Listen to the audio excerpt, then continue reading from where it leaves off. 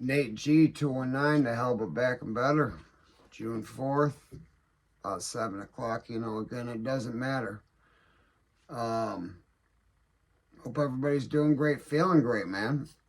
I know I am feeling pretty good this morning. A little tired, but got a lot of things to do today. But before that, I want to bring you a story, and I told you I'm going to be bringing you a story. More stories about Cletus Furlong. I'm just going to call him Paul. I might call him Cletus sometimes, but I've known him for Paul my whole damn life, and it's really hard not to call him Paul.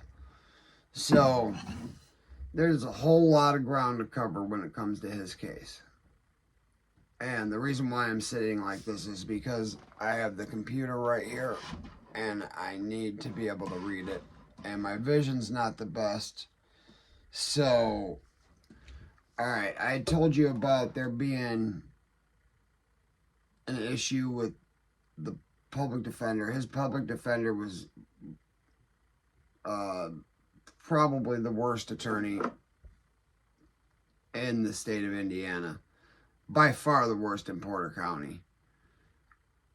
Especially as a court-appointed one. I don't think people paid the guy, so unless it was for like bankruptcy or something. He should not have been a defense attorney.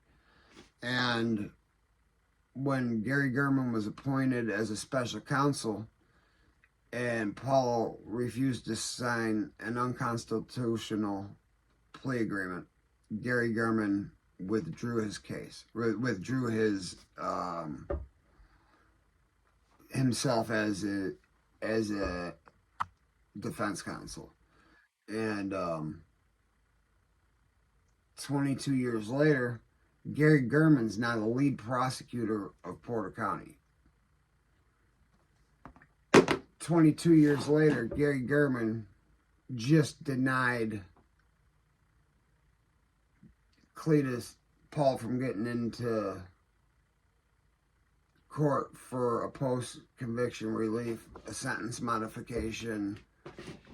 He just denied Paul to be heard again, when he should just withdraw himself from the case, because he withdrew himself from the case as a defense attorney because of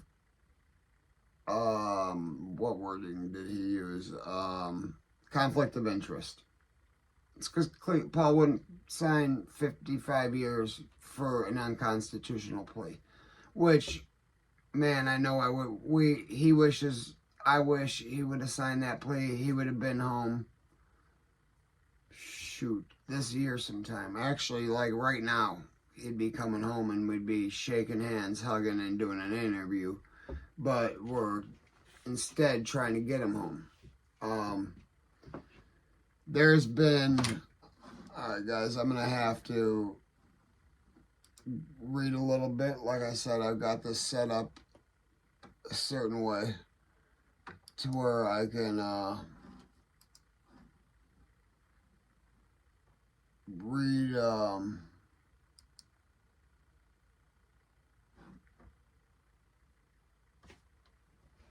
alright.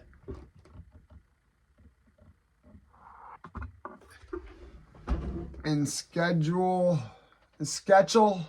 verse State 655 N.E.2D 506, which is an Indiana code from 1995, the Indiana Supreme Court has held that the trial judge desire to send a personal, philosophical, or political message is not a proper reason to aggravate the sentence. During Paul's sentence, the judge stated handguns in general and Saturday night specials specifically are scouring basically the problem in this country. This statement reveals that the judge personally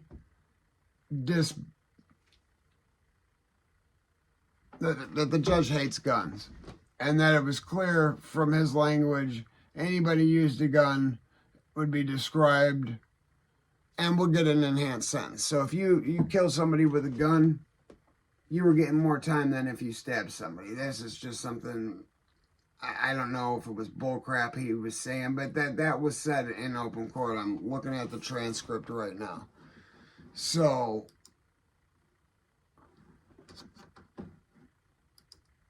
there has also been a couple things that I don't have it written down in front of me, but there is this group that is doing search on Indiana public pretenders, and that's because it's so unfair. I mean, think about this. They gave him an unconstitutional plea agreement. The lawyer didn't tell him it was unconstitutional. The lawyer tried to get him to sign it. He told the lawyer, this isn't even a legal thing you can get me to do.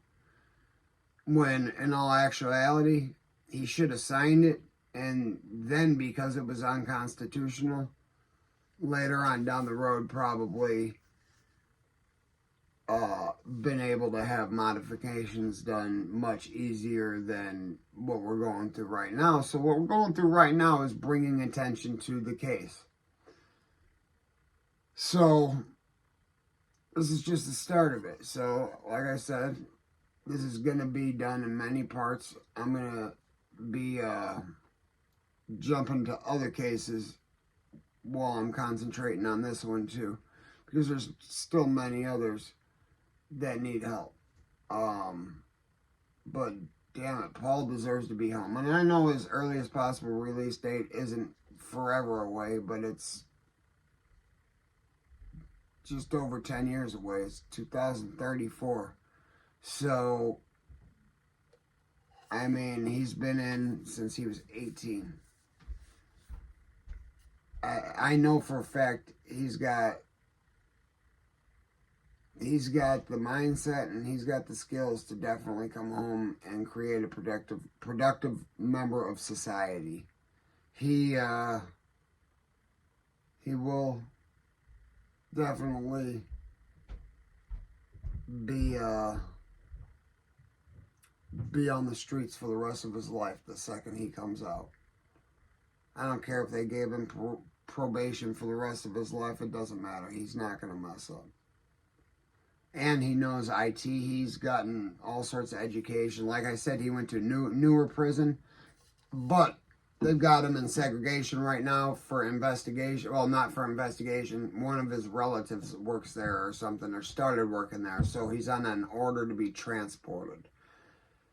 But his levels have gone down from a level 4 to a level 2, or level 3 to a level 2. I think he was a level 3. He had been a 4 originally. But he's been a level 3, and he's, been one hell of a nice guy, not getting in trouble anyways. Not STG'd. I'm sure he's tatted. I'm just assuming that's one of the first things he's done. But, yeah. Let's help get him home, man. Free Cletus. But this is just going to give you an example of why you never forget life's choices, guys. Hey, if they ain't hating it, you ain't making it.